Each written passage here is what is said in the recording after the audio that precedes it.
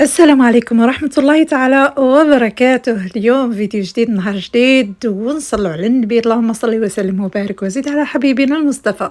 ودائما في إطار تحضيرات لعيد الفطر المبارك 2026 مباشرة من قناتكم قناة ليلى سبيس مع ليلى. نقول لكم جبت لكم وصفة تقليدية جدا بمقادير تقليدية. وش نقول لكم، تابعوا معايا. عندي واحد التكات هكا والحركات عفوا في العجينه تاع الحلوه تاعنا النهار اليوم. تاني حلوه للعيد الا وهي حلوه التراك المسكر ولا المرمد. تابعوا معايا راح يجيكم تحفه تحفه تحفه. تابعوا معايا خطوات واسرار نجاح التراك المسكر ولا المرمد. الوغ كي نقولوا العيد نقولوا تراك مسكر. الوغ شوفوا لي، عندي 3 عبار فرينه، عندي لهنايا 2 مغارف بودرة الحليب، حليب المجفف يعني لحظة، وعندي ان بنسيت سال، مغرفة كبيرة تاع سكر غلاس، ومغرفة تاع لافاني. كيما راكم تشوفوا كلشي نفوتوه في الباسوار، ولا في الصفايه ولا في الغربال كيما راكم تشوفوا. ما نديروا فيها لا خماره لا والو. المواد الناشفة هذه النواشف هادو غادي نخلطوهم مليح مليح. لأنا حنضيف قلت لكم ملعقة ولا ملعقة ونصف تاع سكر غلاس. والحلوة هذه معروفة جدا، وكاين يعني فيما يخص العجينة كاين عدة أنواع العجينة، على خاطر هذه الحلوة العجينة تاعها تصلح ل3 أنواع من الحلوى. التراك مسكر، قلنا تراك المسكر والعرايش والكعكات ولا الحنيونات، كل وحده واش تسميهم. هاد العجينه كيما راكم تشوفوا السر تاع نجاحها 2 صوالح، هو الملاعق تاع الحليب المجفف تعطيها بنه ولون، والزبده تاعنا ولا السمن ما غاديش نديروه ذايب، يعني ماشي نذوبوه نديروه ليه حتى يبرد ويجمد هكذا، باش نديرو كيلة ممروطه، يعني 3 كيلات ممروطين تاع السميد، عفوا تاع الفرينه، وكيلة يعني ممسوحه تاع ليدام. انا درت زبده الحره مع السمن، يعني كيما تاع زمان كيف ونجي بنص كيلة تاع المزهر اللي هنايا نحطها بجيه. ما نديرش الماء، انايا ما نلمش بالماء والمزهر، ندير المزهر فقط باش يبقى لي هذا التشارك تاعي افتي وطري. شوفوا لي انا نجمع كامل هذاك ليدا، ومن بعد نبدا بالعقل ونزيد في المزهر ونشوف، وهي على حساب لافارين تاعنا الى تشرب ولا يكفي هذاك الشيء ولا يكفي هذاك العبر. شوفوا لي نطول عجينه هاك كيما نشوفوش فيها تشققات سي بون، هذيك هي مناسبه. الا شفنا فيها تشققات نزيدوا نشربوها شويه، وإلا خصنا نزيدوا. المهم نحصلوا على عجينه طريه، ونروح نوزنها كامل على وزن 30 غرام، والعقدة تاعنا تكون 15 غرام ولا 12 غرام كيما تحبوا. العقدة أنا درت اللوز 3 كيلات لوز مرحي، أنا ما نحمسو ما والو كيما راه.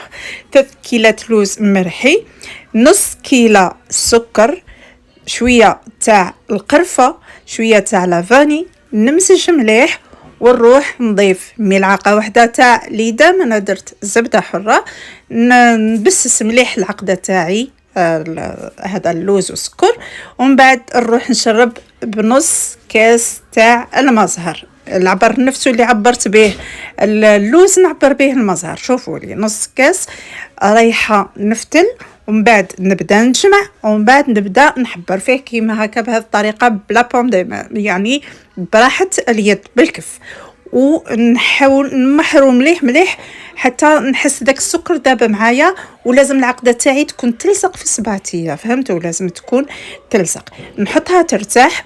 والعجينه تاع الاخر نورمالمون ترتاح، العجينه تاع العراي تاع هذا التشارك. المهم نجي نعبر كيما قلت لكم، حبيتو 15 حبيتو 12، ونجي نحل الكويرات تاعي تاع العجينه، نفتحهم بالحلال على شكل مستطيل، نحاول نرقق شويه باش نحصل على هذاك لي فيتاج، ونحط البودان تاعي تاع العقده. هنا نعدل العجينه تاعي بالكوبات، ونحط باش تجيني خدمتي نقية ونظيفة.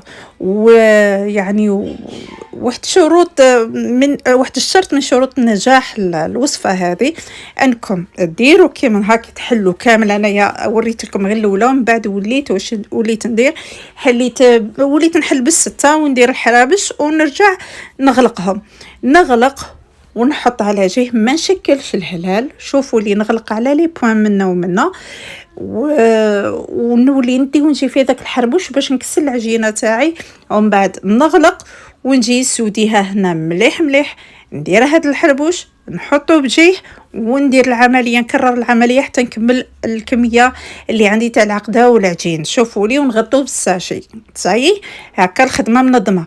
ومن بعد نجي نشكل الهليلات تاعي، نروح على الاطراف نرقق العجينه، في الوسط نخليها بومبي، ونجي لهنايا نشكل العجينه تاعي نشكل حبات قصدي ونحطهم بجيه.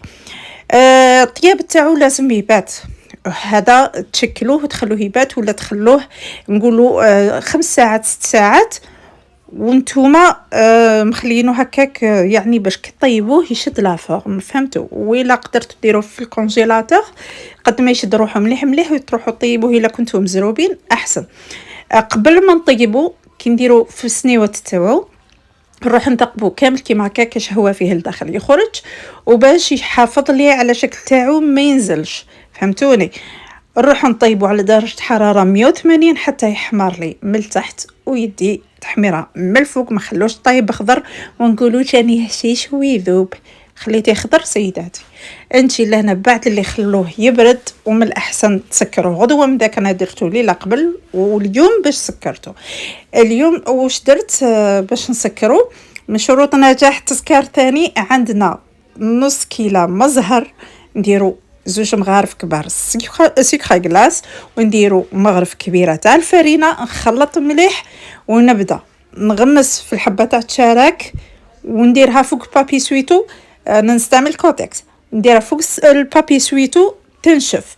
من بعد ماشي تنشف كامل حتى ما ترفتش السكر، مي شويه باش السكر تاعي ما يتحجرش، نخلوها تنشف. من بعد نديرو ان لي دو سكر هكا بالصفايه في الجفنه، نديرو شويه السكر غلاس ونحطو عليه الحبات تاعنا كيما راكم تشوفوا. نرجع نغطيه بالصفايه ونخليه 4 ساعه. خليتها لك في السكر 4 ساعه ونقدر دروك. شوفوا الدور تاع الفرينه هي تشد لنا السكر. فهمتوا؟ تشد لنا السكر وتخلي ترمض عندنا ساهل.